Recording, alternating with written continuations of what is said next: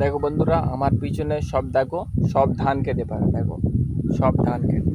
তোমাদেরকে বলি, তোমরা আমার যে ভিডিওটা দেখতেছো, যে বন্ধুরা বা যেই ভাইয়েরা, তারাও নিশ্চয়ই চাষি।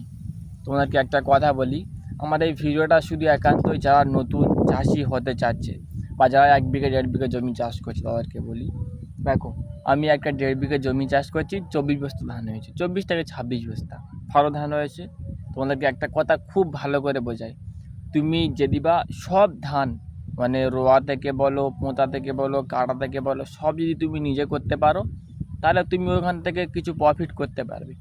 আর যদি বা তুমি না সব যদি লোকেদের কাছ থেকে করাও, লোক দিয়ে সব করাও, তুমি কিছু প্রফিট করতে পারবে না বন্ধুরা।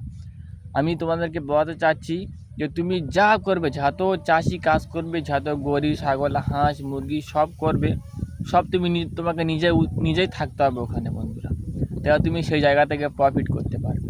আর তুমি লোকের থেকে সব কিছু করাবে, তুমি সেখান থেকে কিচ্ছু করতে পারবে না বন্ধুরা। তোমরা যারা কষ্ট সহ্য করতে পারবে, চাষি কাজ তোমরা তাকে করেছো, লোকেকে জোন দিয়েছো, তারাই চাষি কাজ করবে বন্ধুরা।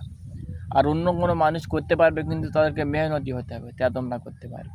আর না, তোমরা অন্য কোনো লোকেরা যারা চাকরি করে, বিজনেসম্যান, তারা যদি বলো কষ্ট সহ্য করতে পারবো না, তাহলে তোমরা করলেও তোমরা বেশি দিন টিকতে পারবে না। আমার মধ্যে এইটাই বলে।